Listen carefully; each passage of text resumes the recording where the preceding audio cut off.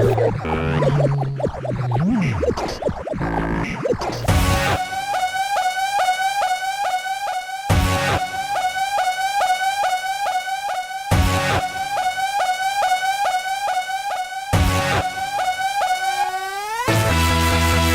everyone, Crow back again, and I've recently finished playing the 2 games in this Evercade Dual Cart featuring 2 indie games, Goodboy Galaxy and Witch and Whiz.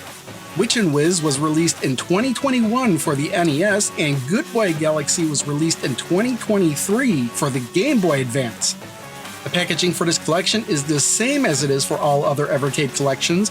The cartridge comes in a clamshell case, there's a full color manual included, and there are 2 bonus items included with this one, a sticker sheet featuring Goodboy Galaxy, and a mini poster featuring Witch and Whiz, which on the reverse side shows sort of a map layout of the groups of levels as well as some hints. I played both games on my Evercade VS with my Mayflash F500 arcade stick. So let's start with the game I decided to play first.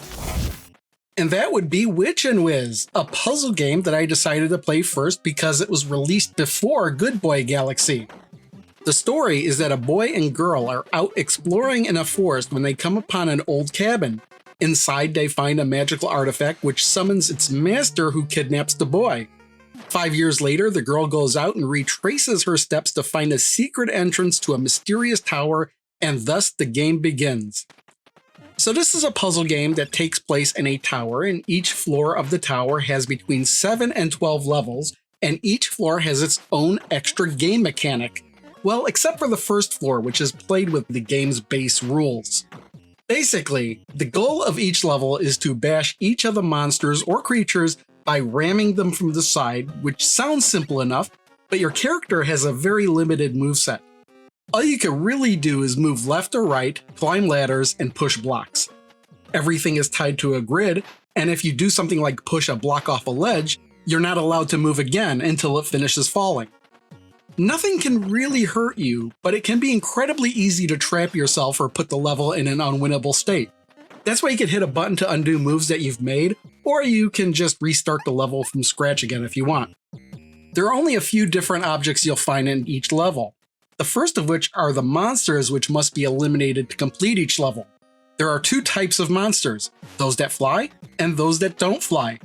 Monsters that don't fly will fall if they are standing on an object that is eliminated, but monsters that do fly will remain exactly where they are until destroyed. It's important to note that the monsters basically act just the same as platforms as long as they're on screen, and sometimes some of them need to be used as platforms before being eliminated in order to complete a level. Next, you'll find these star blocks, which can act as platforms, and they can be moved by pushing them. However, they can only be moved if there's absolutely nothing in the direction you're pushing it. And then there's these spider webs, which surprisingly act as platforms, but will be destroyed if you walk through them. And finally, there are ladders and vines, which are the only way to climb up higher in the level. I may have neglected to mention the fact that you can't jump in this game. The first floor, which contains 12 levels, just involves puzzles using those rules. The remaining floors have an extra element thrown into the puzzle. The second floor will wrap the screen from left to right and top to bottom. The third floor will allow you to reverse gravity at any time. The fourth floor will have you controlling a doppelganger of your character as well as yourself at the same time. The fifth floor will allow you to flip the screen at any time. The sixth floor will add a key and a door to each level, and the key must be taken to the door in order to open it and complete the level. The key is actually the only object in the game you can pick up and carry. And then on the 7th floor, you'll control 2 characters by alternating which one you're controlling, and the one you're not controlling will be turned into stone. And the 8th and final floor is the final boss fight and only consists of 5 levels with a 10-second time limit each. I had a really good time playing this one. It was very enjoyable. But just like the puzzle games that were in Indie Heroes Collection 2, I felt like there weren't enough levels in the game. I counted 71 total, and that's including the 5 boss levels at the end that needed to be completed in under 10 seconds each. Also, the first 2 or 3 levels of every floor were almost like tutorial levels in order to let you learn the game mechanics. These levels could usually be completed in 5 to 10 seconds each. That leaves maybe around 50 actual levels for the entire game that you may have to stop and think about a solution, and many of those levels I could figure out in about 2 to 5 minutes each, although there were a few levels that halted my progress for about 15 minutes, and then there was that one level that had me stumped for about 30 minutes. But that was primarily because I was really overthinking things on that one.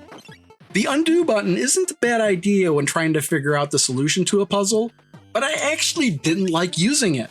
I didn't like how the screen would fade out and fade back in every time you undid a move. But the bigger reason I didn't like it was because the game keeps track of how much time it takes you to complete a level, but if you undo a move, the timer just keeps moving forward anyway. To me, it's just better to reset the level, and it's not really that big of a deal because I think every level can be completed in under 90 seconds. Hell, quite a few of them can be completed in less than 5 seconds.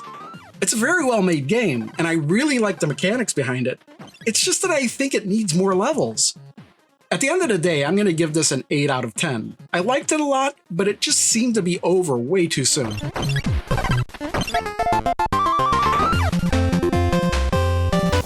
Goodboy Galaxy is a platformer that was funded through Kickstarter after a demo had been created. The game begins as your character Maxwell is far from his home planet with the depleted hyperdrive, and to make matters worse, he's just been shot down, crash landing on an outpost. Throughout the game, Maxwell will explore different planets in order to gather items needed to fully repair his ship, and maybe he'll even make some friends along the way. At first glance, this would appear to be a platforming shooting type game, but it's really more of a puzzle platformer. Maxwell does have a gun, but it's kinda damaged and never really does get fully repaired. At first, it can only fire a couple shots before overheating, and then it needs a few seconds before it can be used again. Along the course of the game, there'll be a number of upgrades you'll acquire that'll improve the gun quite a bit. There is a rapid fire upgrade, and I think that's the first one you'll get, and that'll let you fire 3 bullets before overheating, but that's really the best the gun can do in regards to regular shooting for the whole game. The rest of the capabilities the gun can acquire involve activating a charged shot, and the first you'll get is the power shot. Not only will it cause more damage to enemies, but the primary purpose will be to break large rocks. You'll also get a shrink shot, which can not only shrink enemies, but you can also shrink yourself if you can bounce the shot off of something. And then there's the warp shot, which can be used on specific crystals to teleport you to where they are. So right off the bat, just with my description of the gun and the enhancements you can get with it, you can see that this can be considered to be a Metroidvania. You'll see areas that you can't get to, later gain an ability you didn't previously have, and then return to that spot with the ability to access it. But this game actually takes it a step further than that. Along with his gun, Maxwell has 2 other abilities. He has his jetpack, which helps him jump much higher than he normally could, and he has a shield which can protect him from one hit. Now Maxwell himself will die in one hit if his shield is disabled, so the way this works is if Maxwell gets hit with the shield enabled, the shield will be disabled, and after some invincibility frames lasting about a second, Maxwell will be completely vulnerable. But about 2 seconds later, the shield will recharge and Maxwell will be protected again. It's actually a pretty interesting way to handle this, and sometimes you'll need to take a hit with the shield enabled in order to gain access to certain areas. So the reason I had to explain Maxwell's gun, jetpack, and shield is because how the game operates for each planet Maxwell visits. It usually goes like this. Maxwell lands in a central area of the planet, and there's usually 3 paths that let you explore the planet where you need to pass through a gate. However, when you go through the gate, one of Maxwell's 3 main items will be taken. If your jetpack is taken, you won't be able to jump very high at all. If your shield is taken, you won't be able to get hit even once. And if your gun is taken, well, you won't be able to shoot anything, also losing any of those abilities the gun had as well. So what winds up happening is you'll lose your jetpack, for example, and then a whole section of the planet is blocked off because you can't jump over that one thing that you could normally jump over if you had your jetpack. But you may be able to get over to that area using one of the other paths, only to be further blocked by something else. In most Metroidvanias, you'll get an ability and you'll be like, oh, now I know how to get over to that one area. But in this game, even with every ability I could possibly get, there are still sections of planets that I have no clue how to access, and that's primarily because you're forced to explore planets missing one of your 3 main abilities. And the game is set up in such a way where you're always finding areas you can't access because you need that one ability the gate took when you went through it. Kind of annoying, but that's the game. It's a puzzle. You've got to figure out, well, how do I get to this spot from one of the other two gates? And what makes things more complicated is that not only does every map wrap on the east and west ledges, but also on the north and south edges. And don't get me wrong, I'm not complaining about this. I think it's brilliant. A Metroidvania where your abilities are taken away rather than given to you. It's certainly a different approach. All of this was really the main draw of the game for me. I haven't even really talked about any of the other stuff in the game. The other main focus of the game is actually making friends. And I'm not joking about that.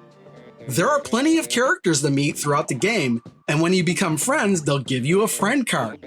And if you're a completionist, you'll want everyone's friend card. Some of the characters will just give it to you, but some will only give it to you if you perform some kind of task first.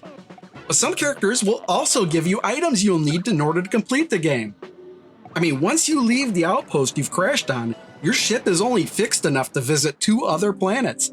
But as you play through the game, you'll gain access to more planets from there and gain even more abilities I haven't even talked about, like the laser sword and the drill. And there are even some extra bonus games thrown in here as well, like the fishing game, the music game, and there's even a variant of Minesweeper in here. And these friendship cards aren't even the only thing you can collect. There are music tracks to collect, and then there's collecting all the fish in the minigame, and then there's also collecting all the creatures in the game for a museum using a special ability you'll get maybe halfway through the game. If there's one complaint I have about this game, it's almost too easy to get stuck searching a planet for something you can't find. There'll be a mark on a gate to indicate that there's something you've missed, and it's very easy to run through multiple times and keep missing the item you need to find. Now, I can understand this for items you don't necessarily need to progress the game, but the thing is, I got a bit stuck at one point because I kept missing an item I needed to progress the game. And when you run through an area of the game multiple times and still don't find what it is you're meant to find, you just kind of feel like you're wasting your time. I think some of these really important items you absolutely need are maybe just a little too well hidden. So at the points in the game where I felt a bit stuck, I was thinking of giving this a 9 out of 10. But the game really forced me to do things I wouldn't have normally tried to do, and the result was finding the items I needed. And you know something else? As soon as I finished the game, my first instinct was to go back into the game and try and find everything I hadn't collected. So you know what? I gotta give this a 10 out of 10. It's a really well-made game. The only thing I'm really confused about is why the game's demo wasn't included on the cartridge as well. And the reason I bring this up is because it's the prologue to this game. You see Maxwell meeting some of the characters in this game for the first time in the prologue, and you also find out why his ship was shot down in the first place. Oh well, the demo is free to download anyway, but I still think it should have been included on the cartridge.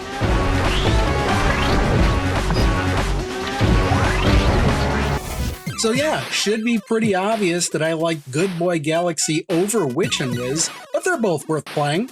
But let's rank this dual cart against all other Evercade carts, and this is going to fall in on the A tier just above the Worms Collection and just below Galco Arcade 1.